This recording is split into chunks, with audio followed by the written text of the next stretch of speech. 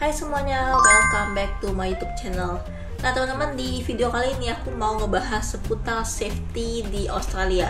Jadi kalau teman-teman sudah subscribe channelku mungkin dari tahun-tahun lalu, teman-teman udah tahu kalau aku dulunya tuh sering upload tentang working holiday visa, kayak prosesnya gitu kan.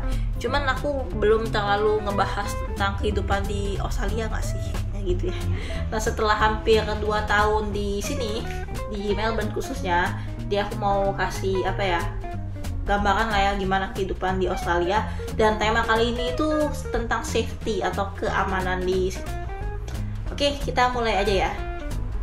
Oke, nah teman-teman, di sini tuh aku mau bagi atas 3 aspek ya.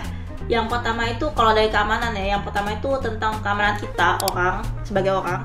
Yang kedua itu keamanan barang kayak misalnya mobil, sepeda, motor gitu-gitu loh. Dan yang ketiga HP termasuknya. Dan yang ketiga itu tempat tinggal. Jadi kayak misalnya perampokan gitu di tempat tinggal gimana gitu ya. Ini berdasarkan pengalamanku yang tinggal di Melbourne ya teman-teman. Jadi Melbourne itu salah satu kota yang cukup besar di Australia selain Sydney. Nah untuk yang tinggal di kota besar kayak di Melbourne, Sydney gitu ya, mungkin bakal berbeda sama teman-teman yang rencananya tinggal di outback yang jauh kayak Tasmania gitu, Darwin, mungkin bakal berbeda ya teman-teman. Nah kalau secara pengalamanku pribadi tinggal di Melbourne hampir 2 tahun, secara keselamatan orang itu menurutku aman-aman aja sih di sini secara garis besar ya. Walaupun kalau kalian mengikuti media di Australia tentunya mungkin kalian tahu ya ada kasus-kasus kayak misalnya kebanyakan di sini ini sih kayak penggoresan kayak banyak remaja yang nakal gitu loh, kayak ngebawa pisau randomly kayak ngetusuk orang gitu-gitu. Itu juga masih ada di sini, tapi lumayan ya nggak sering kasus penembakan di Amerika lah kayak gitu ya kalau bisa dibilang.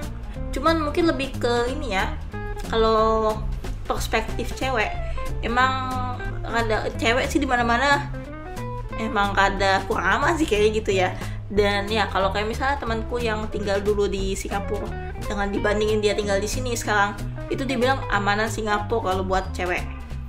Sedangkan di sini dia ngerasa kayak pulang jam 12, 1, 2 itu kurang aman menurut dia gitu, karena dia pernah diikutin gitu.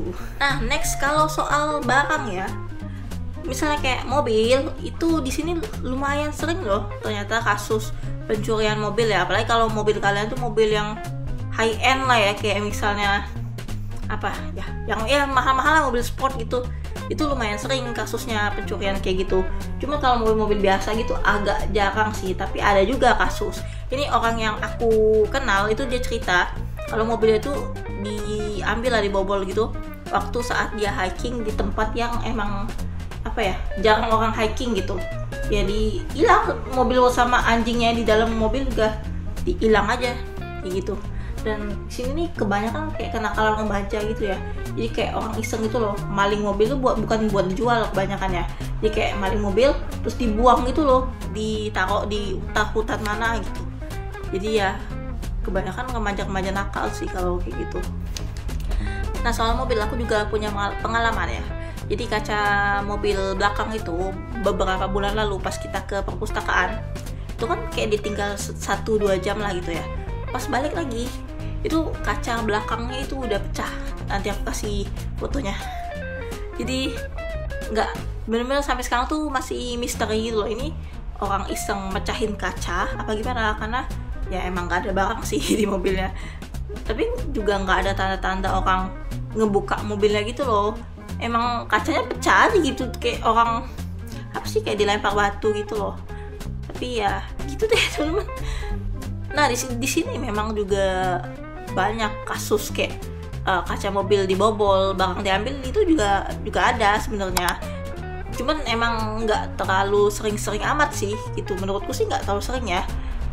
Dan kayaknya masanya aja sih waktu itu, kayak pas kaca mobil pecah itu kan aku join di grup grup lingkungan. Kayak misalnya kalau kalian tinggal di Seminyak di Bali, kalian ada grup khusus minyak gitu kan. Nah di sini nih juga ada yang kayak gitu, grup lingkungan lah gitu. Dan pada saat itu memang lagi banyak banget kasusnya kaca-kaca mobil tuh jebol. Jadi aku nggak tahu itu sindikat apalagi musimnya dia mau maling orangnya itu aja sekelompok atau gimana, kurang tahu sih. Cuman ya secara garis besar ya ada juga apa sih namanya kejahatan. Nah gitu. Next teman-teman masih menyangkut barang ya. Di sini tuh aku kehilangan itu bukan HP tapi sepeda. Sepeda listrikku itu hilang bulan Juli, baru bulan lalu ya, Juli 2 bulan lalu itu hilang teman-teman. Dan di sini tuh memang ternyata mudah banget buat sepeda kalian, sepeda listrik terutama hilang, karena memang menjadi target empuk ya di sini. Dan harga sepeda listrik di sini tuh mahal teman-teman, lumayan mahal banget sih. Jadi ya nggak heran kenapa sepeda listrik terutama skuter gitu-gitu itu menjadi target pencurian. Jadi ya kalau kalian sudah hilang sepeda listrik terutama, say goodbye aja karena nggak bakal balik lagi. Itu kemungkinan 0,00001% bakal ketemu. Dan ya sepengalamanku ya, aku lapor polisi juga, polisinya tidak terlalu peduli ya.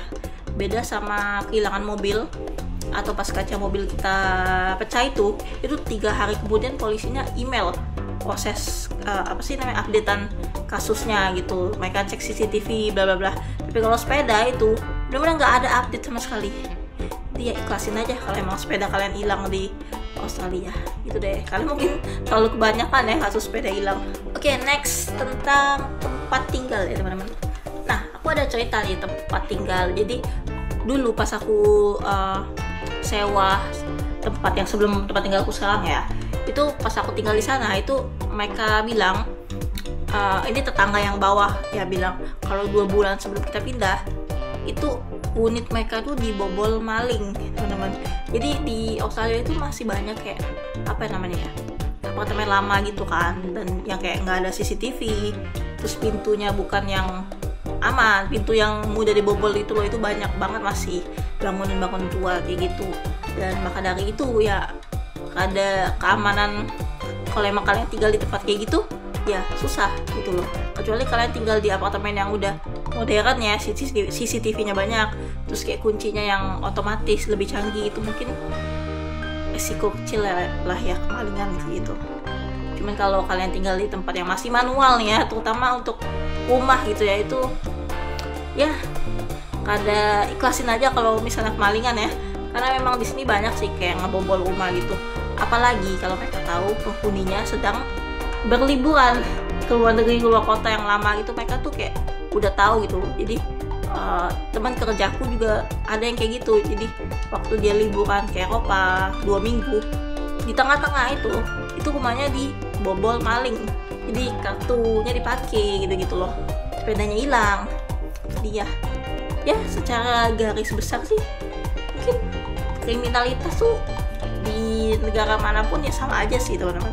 Cuman mungkin bedanya lebih ke apa ya, Australia kan gede ya. Jadi kalau kayak kalian tinggal di mana-mana itu ya mungkin bakal beda sama kalian tinggal di Sydney sama di Melbourne, modusnya gimana gitu. Cuman ya secara garis besar menurut pendapatku di Australia itu lebih ke scammingnya yang banyak banget. Jadi kayak kalian dapat SMS suruh klik link ini, misalnya apa ya, dapat updatean dari pos office kalau paket ada datang gitu-gitu loh. Jadi ya scammingnya lebih banyak kayak gitu sih. Oke teman-teman, sekian dulu video kali ini. Jadi mungkin next aku bikin tentang pengalaman kemalingan sepeda kali ya. Oke, see you in the next video, bye.